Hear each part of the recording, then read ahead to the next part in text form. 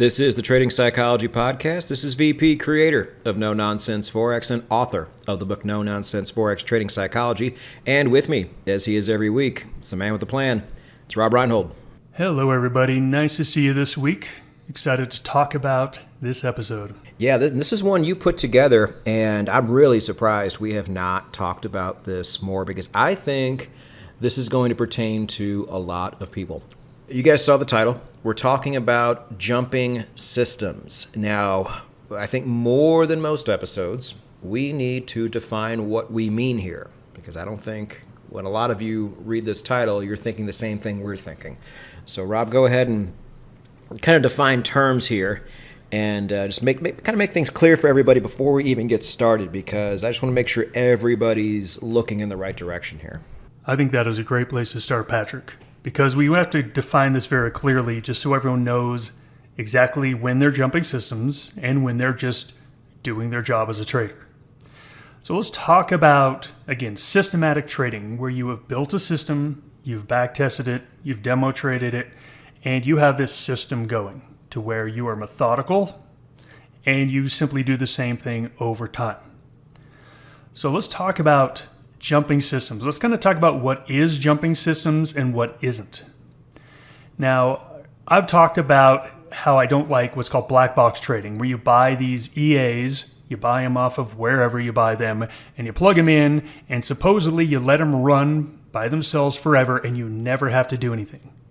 And I've been very negative about those because I talk about how things change in the market. The markets change, volatility changes, trend changes, and if you're not driving that system, you have no control. You've just ceded all your control over, and it's going to probably not work.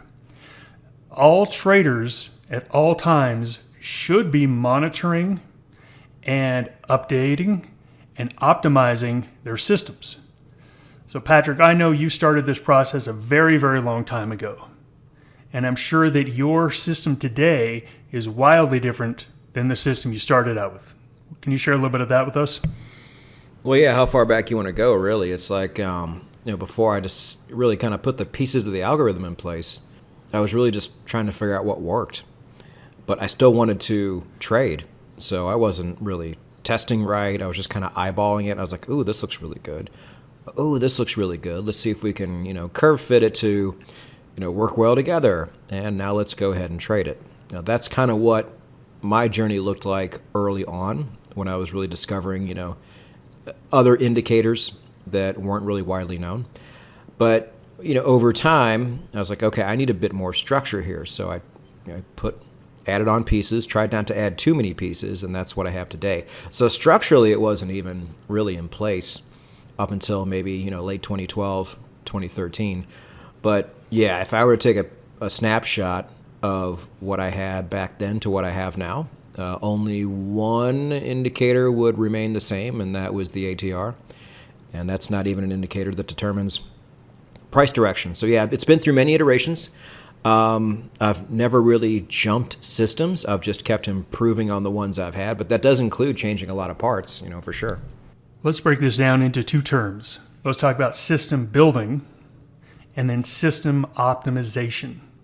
So the system building is what you talked about in the beginning, where you tried new things on. You said, hey, let me do some A/B testing here, see what's best.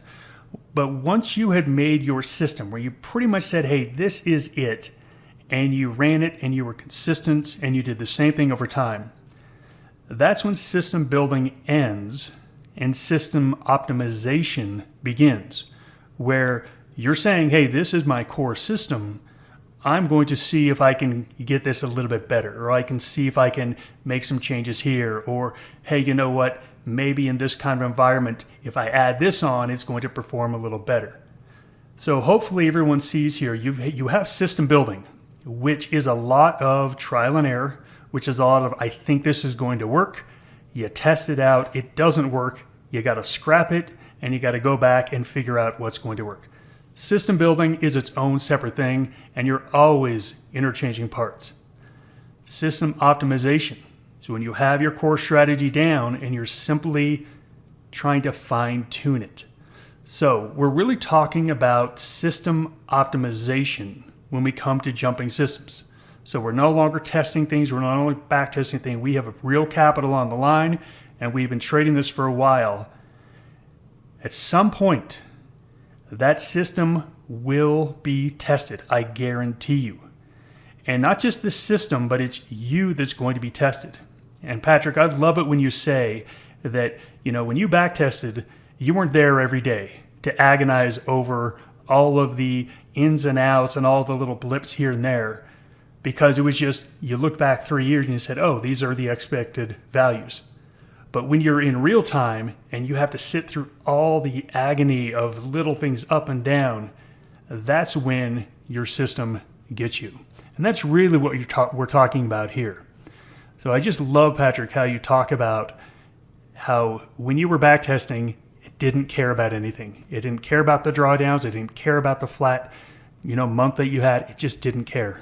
Yeah, the system, when it was backtesting, never sat there and said, you know what, maybe this isn't, it was working before, but it's not working now. Maybe we should quit. No, it just kept going.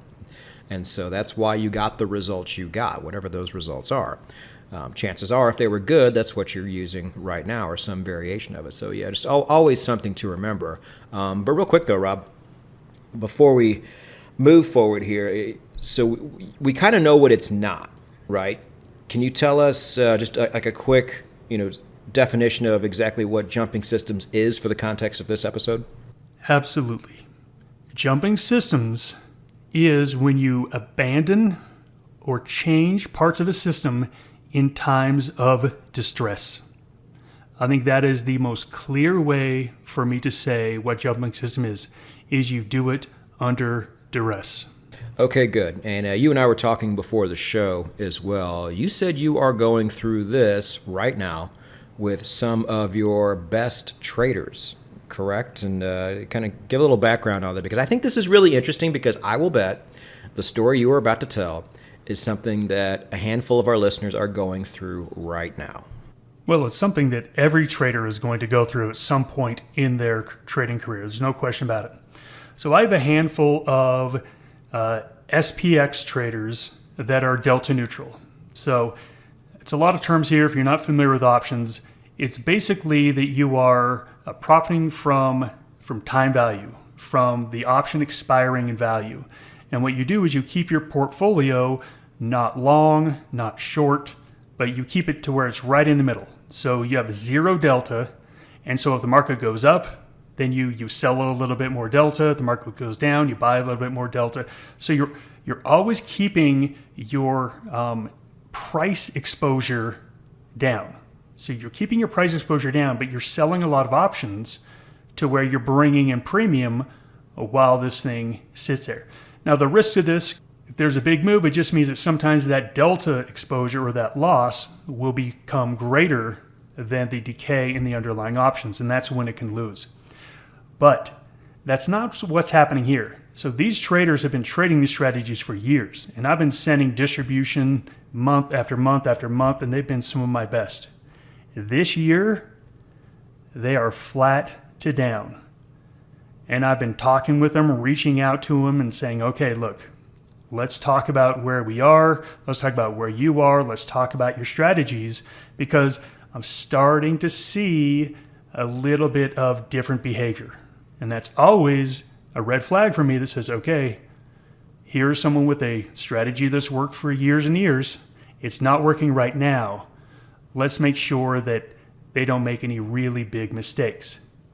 So I'm absolutely dealing with this right now at Maverick, and it's with a handful of traders that have done really well. So you don't want to change systems under distress, and that's really what this episode's about. All right. So moving on to the reasons why this may be happening. Now, you have a few written down here, and I have one written down, but I want to start with mine because I think in a lot of cases, it's the backdrop for the other three. System build, it's almost kind of like the journey is better than the destination. System building can be very exciting, especially when you're doing it for the first time, because you're discovering new things, you're discovering the synergies between that and the things you have, and you're seeing it work really well, or you're back testing it and you keep seeing better and better results than what you had before. That's really exciting. I mean, that's it. Just the mind races when you see things like that, just because of like what could be with a system like this. And then you put it into play, and lo and behold, it's working. And it might be working, like you said, Rob, for a year, maybe two, before you really see any type of adversity. And so with your traders, we're over halfway through the year now, and the system that they've tested, took their time putting together, and really performed well with for 2 years, is now not. So I think that the logical move in their minds is, well, it must be the system, and we need to change over. So before we talk about the solutions side of things, go over what you think probably are the reasons that this desire to completely go to something different in the very first year it's not working is happening to some of these people. It's going to be a whole bunch of things. And one of the first ones is going to be FOMO, where you are used to making money. And then you see, all the people out there trading NVIDIA, Supermicro, all this stuff that's running, and yet your system is underperforming. And you're seeing other people are making a lot of money doing other things. Once you sit there long enough, twiddling your thumbs and working your butt off, again, and these are very complex systems, that these people are very, very intelligent. They're seeing that their neighbor, their friend are talking about how much money that they're making in the market, and yet they're the sophisticated ones. The FOMO is one of the things that's going to want to get you to jump systems. So I want to go through the reasons why, because I want this to stick in your brain for when you start to have these thoughts, that there are dangerous thoughts. So FOMO, watching other people make money while your system is underperforming, can actually be very frustrating. Okay, so that's an interesting one that I hadn't always really considered. It's not about what you're making or not making, it's what you see other people making. And some of these people might be a bunch of crypto degens on Twitter, or a bunch of people on YouTube who you don't really respect, or even people close to you that that you're better than as far as being a trader, as far as being disciplined, all these things. And they're the ones that get to have their time in the sun. And it's not just a fleeting time in the sun, that they're still doing really well while you're sitting there treading water. I can understand how that would be a drain on somebody. So, okay, there's one. And another one of the reasons you have here is kind of what we alluded to a minute ago, but I think it needs to be said because everybody goes through this. And I think the biggest reason is that your system is just not doing well in the moment, and it's not giving you the same euphoria you had in the past. And maybe it just keeps losing, or maybe it just keeps breaking even. And so now you think, well, this is probably just the market. This is probably just how it is now. As if the entire trading market was one way, and starting January 1st of this year, for example, it became completely different, and this is just how it's going to be for the rest of eternity, which is absurd. Totally agree. And another thing I want to talk about is when people build systems and they backtest it, and they backtest it over 5 years. Did you understand that with the systems we have now, you can backtest something over 5 years in about 1 minute? Do you know how long 5 years really is? So you get this really fast payoff when you build a system, you backtest it. You get this very quick payoff of getting numbers. But then as you go implement this, it seems painfully slow. Painfully slow, so slow that you're thinking to yourself, I'm never going to get where I want to be. I think that's another thing that sets people up for jumping systems is they build their system, they backtest, everything's great, and then when it comes to how long it really takes to crank out 15, 20, 30, 40% gains, when that's really in your face, not just a backtest, but it's a year and a half, 18 months, people say, this is too slow for me. I'm going to jump to something else. Yeah, all that makes total sense. It's just, especially there's such a disconnect, I want to say it again, between the backtesting phase and the real trading phase. Like, let's say you did run a system check, 5 years back, and it gave you good results. There could have been a 20% drawdown year, like in year 2 or year 3 or something like that, and you would have never known. There's no way to know that unless you really run a heavy diagnostic check, which most people don't do, or just don't even know how to do. So these are things you don't see. So you get to experience all these things in real time. And when you back test it, it didn't. So, once that reality finally hits people, they just don't always deal with it the right way. So let's talk about the right way, Rob, because I think there might be some people out there expecting us to just say, well, just don't feel that way and just understand that if you see it through, it's all going to be fine. But that's not necessarily the solutions we're about to give. So go ahead and get us started here. The first thing that you really need to think about when you are discussing or entertaining the thought of changing up the way you trade, the first thing I want you to do is I want you to really try to get all of your preconceived notions out of your head.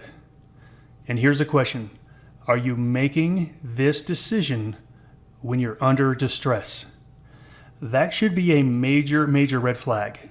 If the answer is yes, if you're making this decision after a 25% drawdown, there is no way that this is actually a good time to make this decision. So I want you to be very, very conscious of when you do make this decision of, do I want to jump systems? Make sure that it isn't at a low point. Make sure it's not at a low, because at that low, it's going to be almost impossible to not do this for emotional reasons. So that's the first thing I want you to do, is really check your emotional state. If you're at a low, I highly recommend take a month off, come back a month later, then make the decision. You're much more likely to make a better decision if you're not under distress. The second thing you need to ask yourself, is this cyclical or secular? Now, I want to put these words into your vocabulary. If you don't know what they are, I'm going to explain them. But something that is cyclical, it runs in cycles. And we know a whole bunch of things that run in cycles. We know in the Forex market, sometimes we have really good trends, really high volatility, and then sometimes we have poor trends and poor volatility.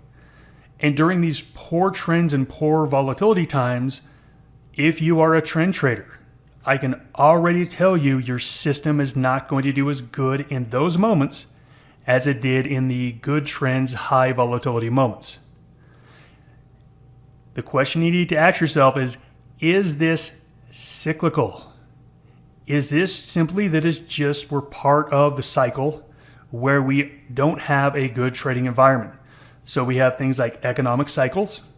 We have, booms, we have busts, we have bubbles, we have popping bubbles, we have stagnation, we have inflation. We have all of these cycles that we know are not going to last forever.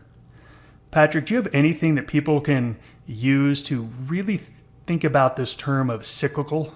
Like an actual tool, no, but I think I'll just add that from 2018 to 2021 probably, and if you're around then, there were a lot of times in the market where the Forex market just wasn't moving. Most of the money was flooding into the overall stock market and into crypto. And when it's going away from Forex, we lose volatility. And as a trend trader, it's really hard to trade. So there was a lot of doubt going on then, because as soon as we would get out of the woods, it would go right back and we'd take losses and we'd be right back to Dullsville again. And that's really hard to put up with, especially when you're back testing your system from 2015 to 2017 and it is doing a lot better. So it's a hard pill to swallow. And I think we lost a lot of potentially really good traders during that time. But things are cyclical. the market is better now. And that's a very long-term cycle we're talking about. But within those cycles are smaller cycles.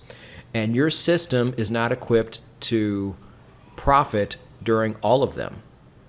It's designed to sit out during a lot of it. At least if you're a no-nonsense Forex trader, I can speak to this. And there's going to be some times where the market just doesn't play very well with us. And the good thing is a good system is designed to not get too beat up by times like that, but it's still going to happen. And sometimes it's going to happen consecutively, and that's going to really chew up your bottom line. So all of these things can happen just within the course of 6 months. So if you haven't experienced it before and it's here now, just know it's supposed to happen, and it won't be the last. So you better hope you're built for this. These cycles are guaranteed. They've always been around. They'll always be around.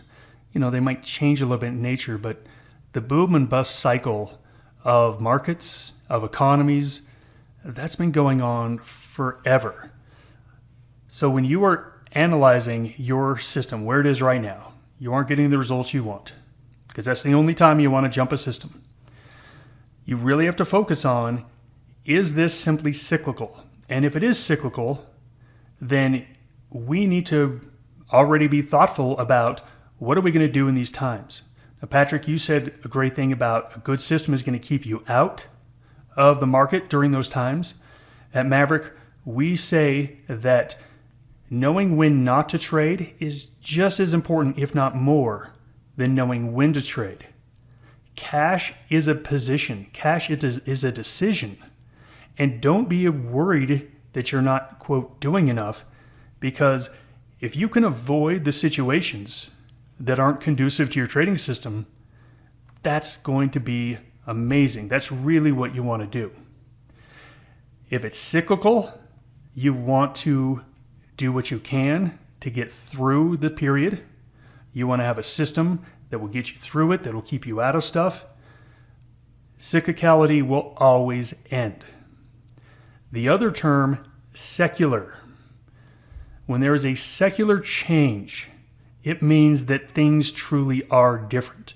And let's talk about some of the things that have changed over the years. We discussed this in our episode about AI, about how there have been some changes that have occurred in the marketplace that really did move things to be different. We talked about when the markets moved from from floor trading to electronic trading. And we talked about how that was different. Things started to move much quicker than in the past. So if you had a system that was a system that had been time tested for 20 years with the floor traders as they were writing on pieces of paper and walking over to the post and writing and scribbling some things on a piece of paper and throwing some hand signals, that changed. And that was a secular change to where maybe the system you had will no longer work because of changes in technology. We also saw this with ETFs, with mutual funds, with index investing, to where all of a sudden things truly are different. Now look, trading is still the same ball game. Things go up and down based on supply and demand. But these secular changes, they aren't going to unwind themselves. So like when we got to electronic trading, it wasn't a phase. Remember when your mom said that the internet was just a phase and no one's going to use it? Or here's the best one I like, is when Michael Dell, who started Dell Computer, told his mother he was going to start a company and he wanted to borrow some money from her. And she said, "What's the company?" He's like, "I want to make a home computer." She laughed at him and said, "That is the worst idea that she'd ever heard, and who would want a computer in their home?" But she lent him the money because she loved him, and she is now, a multi-millionaire because of her son. These cyclical changes do change things, and we do have to at least look at what's happening in the marketplace today. Is it cyclical or is it secular? And if it's secular, you need to realize that and say, oh, the game has changed. I now need to evolve. But I do got to push back a little bit, because I don't think most people really need to worry about that because, one, how often do we even see such a sea change like that in technology as far as trading goes? And then, two, like we said in that past episode, price action is still pretty much price action no matter what technology we see come about, right? Absolutely. And this is just where you ask yourself the question, is it cyclical? Is this actually a big deal? We discussed this in AI, and we talked about how all the changes are happening in AI, but in the end, you and I both agreed it wasn't really going to change anything. But there are some things, like if you were a high-frequency trader, and again, I'm using air quotes, if you were a high-frequency trader in 1950, meaning that you were really fast running over to the next post at the New York Stock Exchange and throwing some signals and then running back to the next one, electronic trading did affect you, and you did need to evolve along with it. I'm just laughing at the idea of high-frequency traders in 1950. But before we get to the actual solution parts, I think we're kind of in the diagnosis stage right now. But I do want to add one thing, and I should have done this before, Rob, but you were on a really good roll. But you guys know I'm not a fan of taking breaks. I think you should just kind of power through it because as soon as you do take a break, you're going to get that really great run that erases a lot of losses you just took. However, if you're going through this type of drawdown, before you do anything, you have to make sure the problem isn't you. And we've talked about many, many, many ways the problem could be you on this show. But the best way to know is through your journaling. And we've spoken about this too. The comments section on your journal is the most important section of the entire journal by far, because that's where you admit that you are the one who made a mistake. And you need to go back and see if you're doing this correctly, which you should be. If not, then I can't help you. But you need to be looking back and see, hey, am I making more mistakes than usual? Am I still making mistakes? Is the number of my mistakes that I'm making not going down? Because until you fix that, you can't be blaming anything on the system you created. You can only start doing that once you have damn near eliminated every possible mistake you can make along the way. Because if you haven't, then the problem is, let's just say, not your system. And you need to be looking inward. Those are very wise words, and that's where everyone should start. If your system isn't producing the results you want, you need to look at you first, 100%. You look at you, and you make sure that you aren't the problem. When you were talking, I realized that we had done a little bit of a disservice not discussing this earlier in the podcast, and I apologize about that. But let me tell you how these things work. When you have a system that worked for a while and now it doesn't work and doesn't work and doesn't work, right at the point that you want to throw that system away is so close to when that system is highly likely to start working again. And that's just how these things work. That's how capitulation works in the market. That's why we get blow-off tops. Blow-off tops were all the people that were counting against this run or betting against this run or doubting this run. They finally capitulated and said, oh my gosh, I've been so wrong. I finally am going to give up. Those are the tops. And when people finally capitulate at the bottom, says, okay, I can't handle it anymore. It's so bad. I just need to cut the bleeding right now and stop it. And they bail. That's the bottom. When you feel like you want to jump system, it's probably because you're right there at that moment. And I'm really sorry we didn't bring this up earlier in the podcast, because this is where we should have started, is that psychologically, when you get to the point where you want to jump systems, you're probably close to the point where it changes. And that's why, Patrick, I love your advice of just keep going, because it's going to avoid those psychological problems. Hey, and better late than never. I'm glad we had a chance to bring it up now, because we are now to the actual hardcore solutions part of this episode, and these are all created by you, Rob, so go ahead and list them off, and I'll jump in where I need to, but I may not need to. One of the things new traders do poorly is they never plan out what they're going to do if and when their strategy doesn't work. It's never even a thought. You back tested it, you future tested it, you demo tested it, and you know what? It's going to work. You proved it, you did all the work, it's going to work.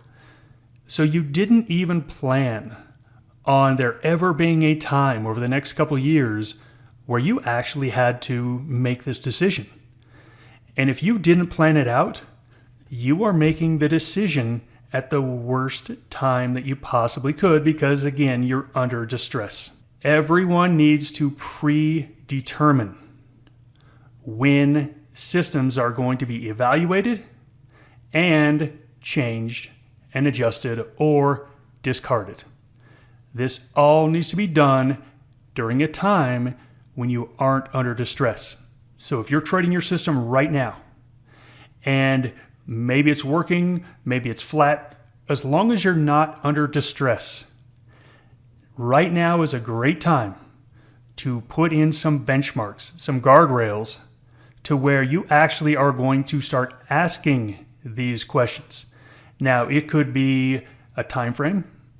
It could be a drawdown amount. It could be a win-loss percentage. It could be whatever you want to tie it to. And I highly recommend that you go back to your back testing and take a look at the worst moments of the back testing and say, hey, you know what? The worst drawdown I had was 18%.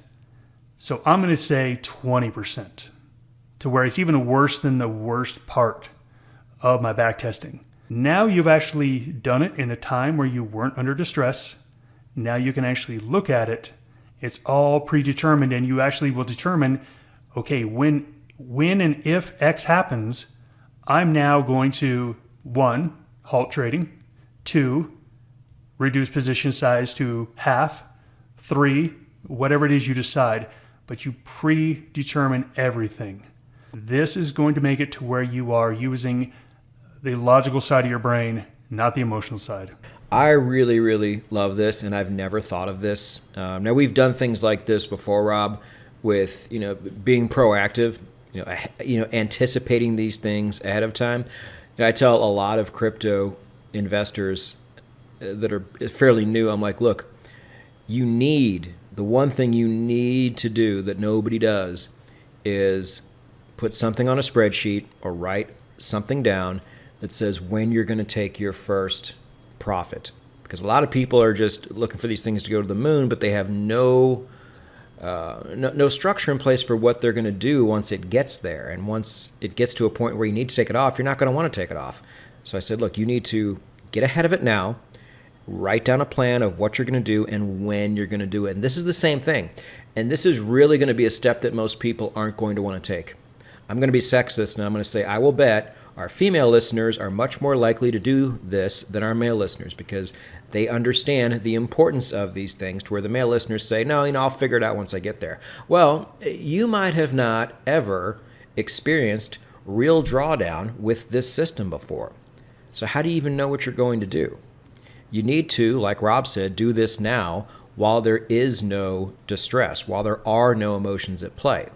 And I would say take whatever number you think you're going to need and give yourself an even bigger buffer zone than that. Because I don't think, abandoning an entire system and jumping to a different one is really the move, with 5 to 7% yearly drawdown. Sometimes you have to ask yourself some questions once you get down to 10 and things like that. We've talked about that a long time ago on my channel.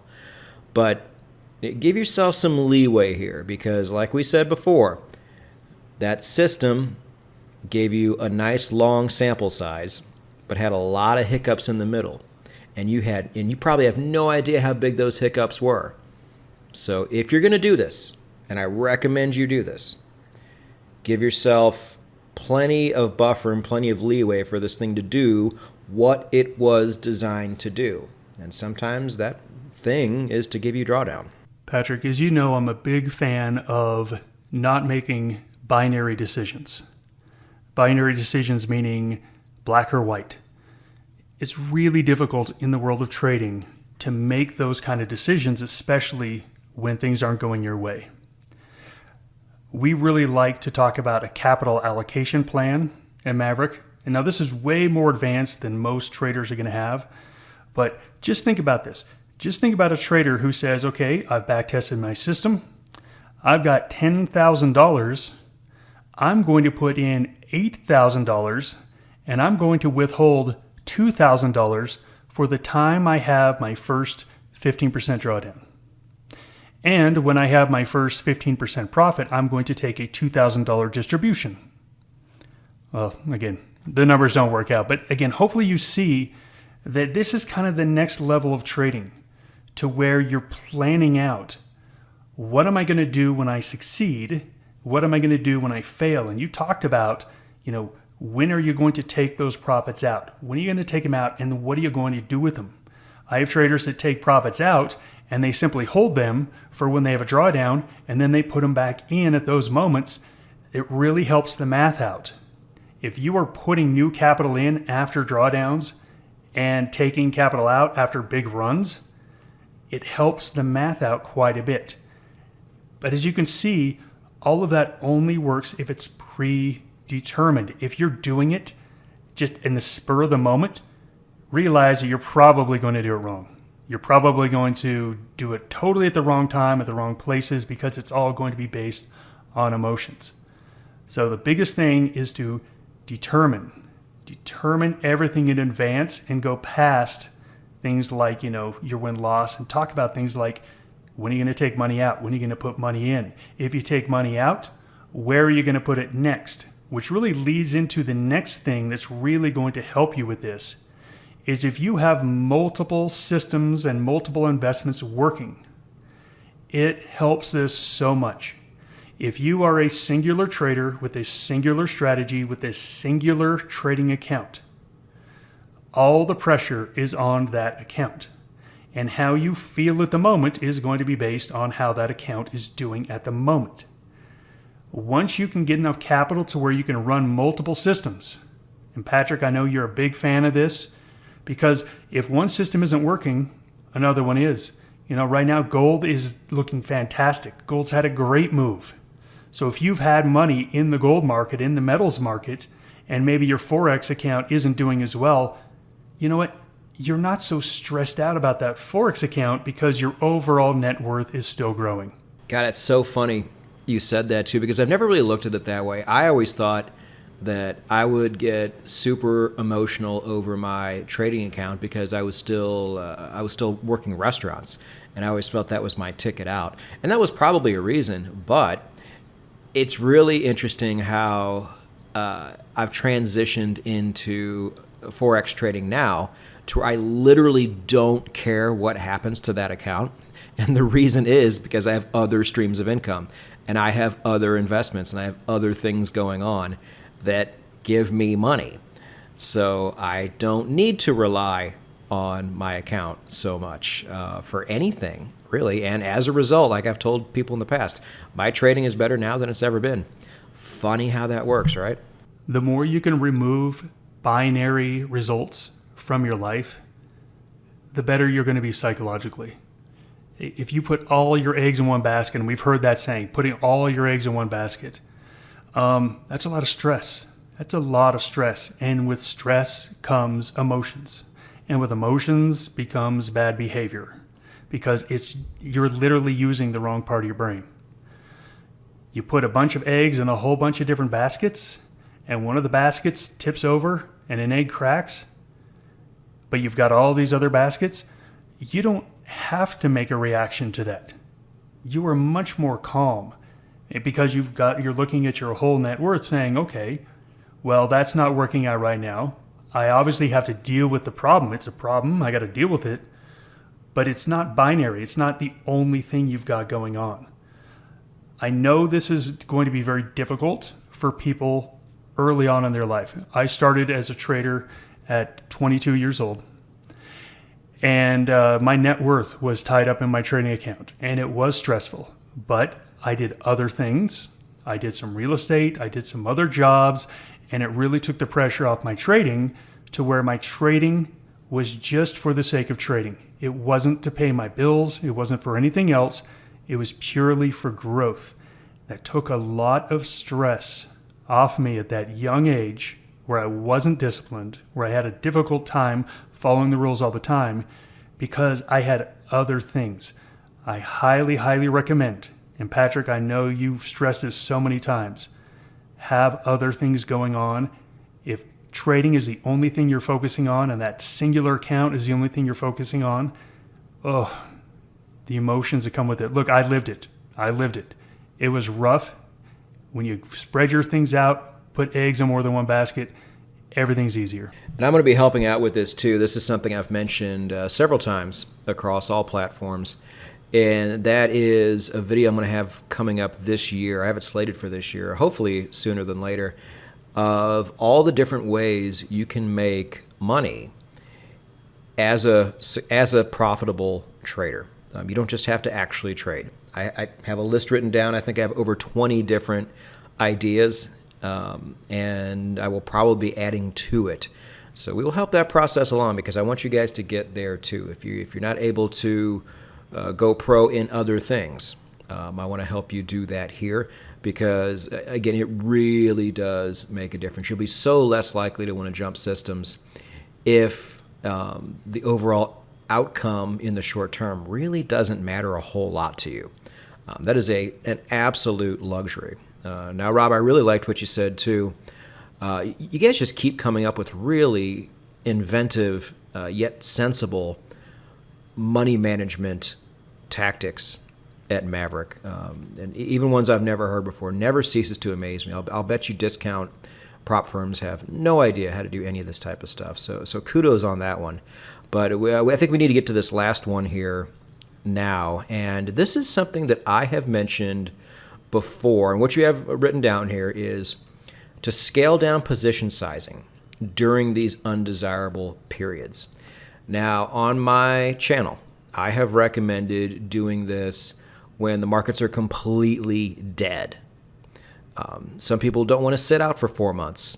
I get that. I said, okay, maybe because you're going to take more losses during this time as a trend trader to go ahead and drop down to a half position or even drop down time frames because there's probably going to be more opportunities there than there would be where we like to hang out on the daily time frame. So that is still my advice today. But you're saying that you can do this even during periods where you're taking a drawdown as well. Am I reading this right? Well, it's basically at a predetermined time. And it doesn't need to be at a drawdown. I really like to tie this to something that is data-driven and something that can be measured. And look, you might be trading just fine and an indicator you watch.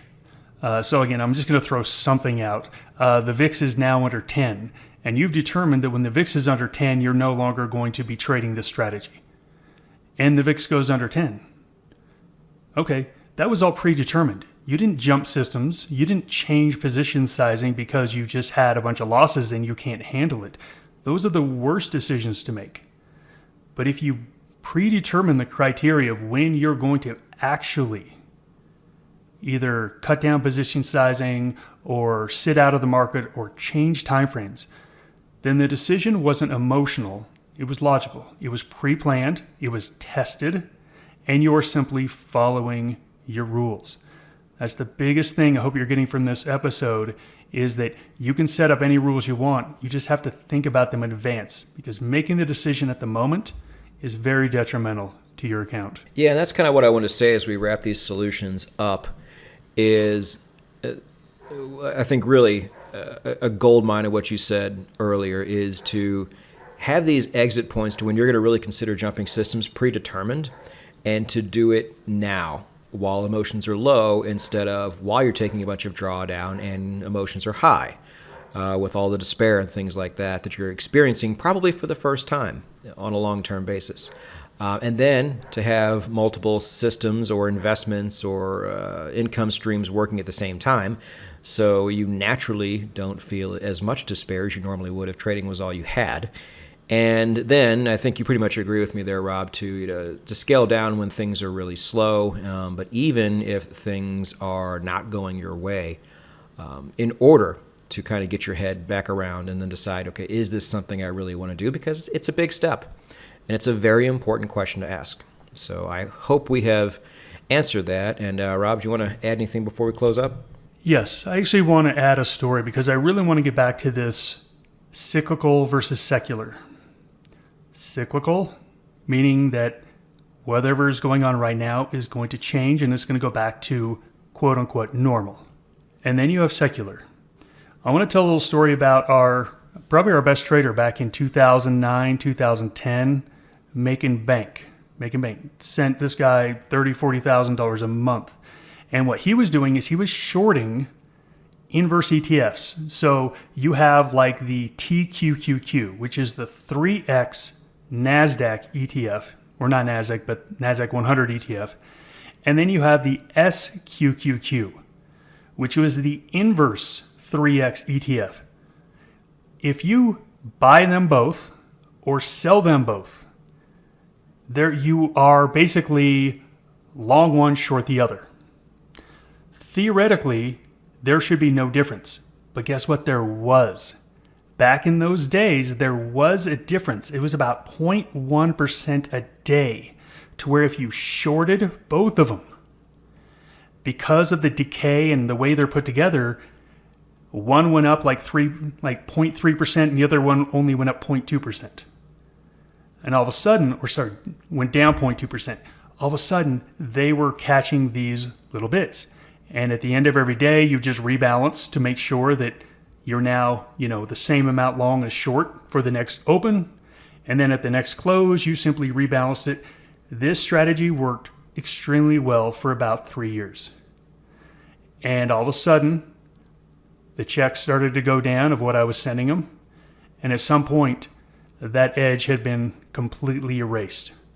You're going to find that the more popular a strategy becomes, remember, strategy becomes popular because it has worked for a prolonged period of time. We see this all the time with people doing short. I'm doing a lot of option stuff because this is very popular in the options world. But years ago, it was short straddles and short condors. Everyone was into those and they paid very well. What happened was so many people started doing them that options premiums became depressed because so many people were doing them, and all of a sudden there was no edge anymore. One of the next ones that I've seen lately is 0 DTE options, 0 days to expiration options. So people are selling options that expire today. Same thing. You used to get big fat premiums out of them. All of a sudden, more people are doing it, pushing the premiums down to where there's no edge anymore. Really no edge or just a small edge. This is what I'm talking about when I talk about a secular change, to where things truly have changed. The edge is no longer there. And if that's the case, then you do need to jump systems. Don't keep hitting your head up against a wall because a system that used to work is no longer working. You have to admit when it's over in a secular way, when there's just no more edge. So I want to just keep bringing you back to, is it cyclical or is it secular? Most of your strategies are all going to be cyclical, meaning they're all based on price action, they're all based on trends.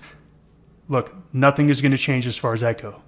But if you have a strategy that's like, I go long dollar, short yen every single FOMC meeting 14 minutes before the meeting, and then I sell 5 minutes later. Again, I'm just making up total BS. But if you backtested that over the past 20 years and it gave you a payoff, at some point that may not work anymore because that could be a secular change. Look at this situation. Is it cyclical? If it's cyclical, stick with it. Stick with what you're doing. If you need to cut position size down, have a predetermined time to do that. But if it's not secular, keep swinging. Keep swinging. That's all I got, Patrick. And the good thing is, if you are a no-nonsense Forex trader, none of this will apply to you because we are very under the radar in the way we do things. And on top of that, everybody runs different systems within that overall system. So, on those notes, thank you everybody for joining us here at the Trading Psychology Podcast. Rob and I will join you next week. Goodbye, everybody.